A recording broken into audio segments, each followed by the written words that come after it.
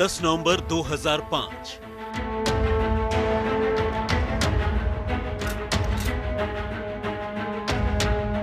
बंदूकें तैयार हैं, असलहों की नाल में गोली भरी जा चुकी है। इंतजार है तो बस एक जंग का, एक ऐसी जंग जिसमें उसूल कायदों की कोई जगह नहीं। जगह है तो सिर्फ दुश्मन को ठिकाने लगाने के मकसद की।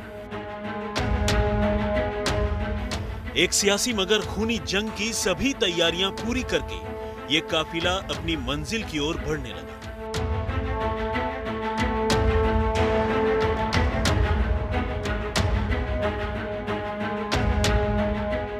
लेकिन इससे पहले कि यह काफिला अपनी मंजिल तक पहुंच पाता, इस रेलवे क्रॉसिंग ने काफिले का रास्ता रोक लिया। काफिले में चल रही गाड़ियों में अचानक ब्रेक लगे ही थे कि पूरा इलाका गोलियों की आवाज से गूंज उठा। दर्जनों गोलियां एक साथ चली और देखते ही देखते पूरी सड़क खून से लाल हो गई। इस वारदात में वैसे तो 2 लोगों की मौत हुई, लेकिन इन दोनों में एक नाम ऐसा था जिसे सुनकर यूपी के छोटे से जिले ललितपुर में भूचाल आ गया। जी हां, यहां गोलियों से छलनी किया गया शख्स कोई आम इंसान नहीं, बल्कि यहां के रियासत का राजकुमार संजय सिंह बुंदेला उर्फ संजू था। वो संजू राजा जिसके खौफ से हवा भी अपना रुख बदल लेती थी। लेकिन आज वही राजकुमार गोलियों से छलनी होकर बेजान हो चुका था। दरअसल हुआ यूं कि राजकुमार संजय ललितपुर से जिला पंचायत का चुनाव लड़ रहे थे। इसी सिलसिले में वो अपने काफिले के साथ अपनी पत्थर की खानों का मुआयना करके महल की ओर लौट रहे थे और अचानक रास्ते में उनकी गाड़ी पर बंदूकधारियों ने हमला बोल दिया। इससे पहले कि राजकुमार कुछ समझ पाते, उनका जिस्म गोलियों से छलनी हो चुका था।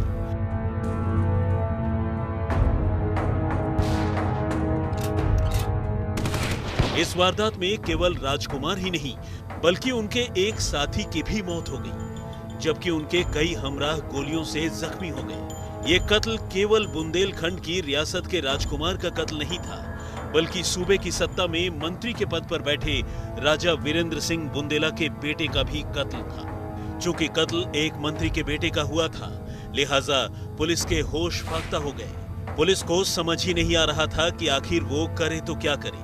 हाँ, इस वारदात के चंद चश्मदीदों ने इतना जरूर बताया कि संजू राजा को कार्बाइन की गोलियों से छलनी किया गया। चश्मदीदों ने पुलिस को गाड़ी के बारे में भी जानकारी दी, जो वारदात के वक्त संजू के काफिले में पीछे मौजूद थी और कत्ल के बाद मौका वारदात से गायब हो गई। अभी पुलिस कुछ जांच कर पाती कि राजकुमार के कत्ल की खबर पूरे सूबे में फैल गई। फिर क्या था, राजघराने के चाहने वालों ने शहर में आगजनी और कोहराम मचाना शुरू कर दिया। इलाके में कई गाड़ियों को आग के हवाले कर दिया गया, कई दुकानें जलकर खाक हो गईं।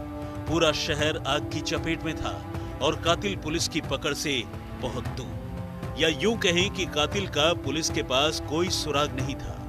पुलिस कातिल की तलाश में अंधेरे में तीर चला रही थी। लेकिन इसी बीच इस सनसनीखेज कत्ल के मामले में वो नाम सामने आया जिसने सूबे की सरकार को एक बार फिर हिला दिया। पुलिस कातिलों की सरगर्मी से तलाश कर ही रही थी कि खुद संजू राजा के घर वालों ने पुलिस को वो नाम दिए जिन पर इस वारदात को अंजाम देने का शक था। ये नाम था बुंदेलखंड के बाहुबली नेता जयराम सिंह यादव का। वो जयराम सिंह यादव जो राजघराने के खिलाफ सबसे मजबूत नेता बनकर उभर रहा था। बल्कि नाम क्या सामने आया, संजू के समर्थकों ने जयराम सिंह के घर पर हमला बोल दिया। जयराम के घर को नेस्तो नाबूद कर दिया गया, गाड़ियां जला दी गई और घर पर सैकड़ों राउंड फायरिंग की गई। उधर संजय राजा के कत्ल में दर्ज एफआईआर में राजकुमार के समर्थकों ने तहरीर दी कि मौका वारदात पर यानी रेलवे क्रॉसिंग के पास जयराम और संजू के समर्थकों में झड़प हुई और देखते ही देखते जयराम के गनर ने संजू राजा पर अपनी कार्बाइन से कई गोलियां दाग दी। एफआईआर में इस बात का भी जिक्र था कि गोली दोनों तरफ से चली। इनमें से कई गोलियां जयराम और उसके गनर को भी लगी। कत्ल के इस मामले में सिर्फ जयराम यादव ही नहीं, उनकी बीवी और बेटों को भी नामजद करा दिया गया। इस मामले में सबसे खास बात यह थी कि दोनों ही नेता तत्कालीन मुलायम सरकार के बेहद करीबी थे। राजा वीरेंद्र सिंह एक मंत्री थे और जयराम सिंह यादव बिरादरी का होने के नाते मुलायम सिंह यादव के चहेते माने जाते थे। अब पुलिस और सरकार खुद पशोपेश में थी कि आखिर किसे पकड़ा जाए और किसे बचाया जाए। इन सब के बावजूद शहर के हालात को देखते हुए पुलिस ने जयराम और उसके साथियों को गिरफ्तार कर लिया। दरअसल इस कत्ल को संजू और जयराम की राजनीतिक दुश्मनी का नतीजा बताया जा रहा था, क्योंकि राजा भी जिला पंचायत का चुनाव लड़ रहा था और जयराम भी अपने बेटे को इसी चुनाव में खड़ा करके जिताना चाह रहा था।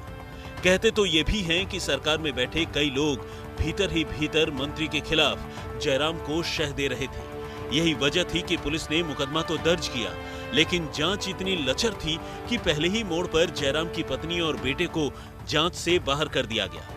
ऐसे में सवाल उठना लाजमी था कि जब दोनों बेकसूर थे तो पुलिस ने दोनों के खिलाफ बिना किसी जांच के एफआईआर दर्ज क्यों की?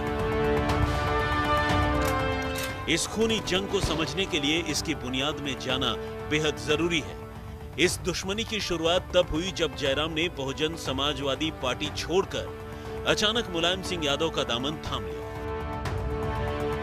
बस फिर क्या था, सरकार से जयराम को शह मिलने लगी और उसने अपने बेटे को जिला पंचायत अध्यक्ष बनाने की कोशिशें शुरू कर दी। ये बात गुस्सैल संजू राजा को पता चली तो वो आग बबूला हो गए और उन्होंने जयराम को सबक सिखाने के लिए उसके घर ताबड़तोड़ फायरिंग कर डाली। इस घटना के बाद सरकार ने संजू राजा के पिता वीरेंद्र सिंह बुंदेला को हिदायत दी कि वो राजकुमार को काबू में रखें। यही नहीं, तब के सपा नेता शिवपाल यादव ने दोनों के बीच सुलह सफाई कराने की भी भरपूर कोशिश की, लेकिन तमाम कोशिशों के बावजूद दोनों पक्षों के बीच तनाव जारी रहा। मुकदमा जयराम यादव और बाकी 5 आरोपियों पर चल रहा था, जिन्हें अदालत ने जमानत पर रिहा कर दिया था। सवाल ये था कि आखिरकार संजू राजा का कत्ल किसने किया? तो इसका जवाब कुछ ऐसे सामने आया। जयराम यादव की सुरक्षा में तैनात गनर को भी पुलिस ने नामजद किया था। पुलिस ने ये दलील दी कि गनर की गोली से ही संजू और उसके साथी की मौत हुई। उधर संजू राजा के घर वाले ये साफ तौर पर कह रहे थे कि ये एक सोची समझी कत्ल की वारदात थी, जिसमें गनर को मोहरा बनाया गया। इस कत्ल की बारीकियों को समझने वालों का तो यहाँ तक कहना था कि ये कत्ल तत्कालीन उत्तर प्रदेश सरकार की मर्जी और इशारे पर हुआ। पूरे मामले में ये दिखाने की कोशिश की गई कि रेलवे क्रॉसिंग पर हुई मुठभेड़ में संजू राजा जयराम को मार देता, लिहाजा गनर ने आका की जान बचाने के लिए दुश्मन पर गोलियां चला दी। यही वो चाल थी जिसने अदालत में पुलिस के मुकदमे को कमजोर कर दिया। चूंकि इस वारदात में जयराम ने खुद को और अपने गनर को जख्मी साबित कर दिया, लिहाजा कानूनी तौर पर केस और कमजोर हो गया। दूसरी ओर अदालत में वो कागजात भी रखे गए जो ये साबित करते थे कि संजू राजा भी क्रिमिनल था और उस पर भी कई मुकदमे दर्ज थे। लेकिन कातिल को कातिल साबित करने के लिए हर कड़ी पुलिस मौका वारदात पर छोड़ती चली गई। सबसे पहला सवाल तो संजू की पोस्टमार्टम रिपोर्ट पर ही उठ गया। पोस्टमार्टम में ये कहा गया कि मरने वाले दोनों के जिस्म से कोई गोली बरामद नहीं हुई, तो आखिर गोलियां कहां गईं? जी हां, ये वो सवाल हैं जो कत्ल करने वाले लोगों के लिए बेहद मददगार साबित हुए, क्योंकि गोली नहीं मिलने पर यह भी साबित नहीं होगा कि कत्ल के वक्त कौन सा हथियार इस्तेमाल किया गया, और अगर ये साबित नहीं हुआ तो ये भी साबित कर पाना मुश्किल है कि कातिल कौन था। पुलिस अपनी जांच में ये भी नहीं बता पाई कि अगर दोनों के बीच गोलीबारी हुई तो पहली गोली किसने चलाई, गोलियां और खोखों के बोर क्या थे, कौन सी गोली सरकारी और कौन सी गैर सरकारी असलहे से चलाई गई। पुलिस ये भी साबित करने में नाकाम थी कि संजू राजा पर गोली हिफाजत के लिए चलाई गई थी। सवाल ये भी था कि संजू राजा के बाकी साथियों को गोलियां कैसे लगी? क्या जयराम का गनर ही फायरिंग कर रहा था और उसने किसी को फायरिंग करने का मौका तक नहीं दिया?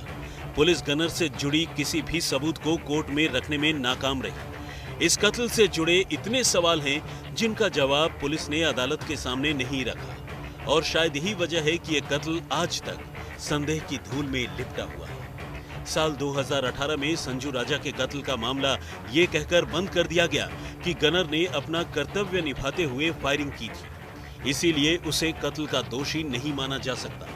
यही वजह है कि आज भी ललितपुर के लोग पूछ रहे हैं कि संजू राजा का हत्यारा कौन?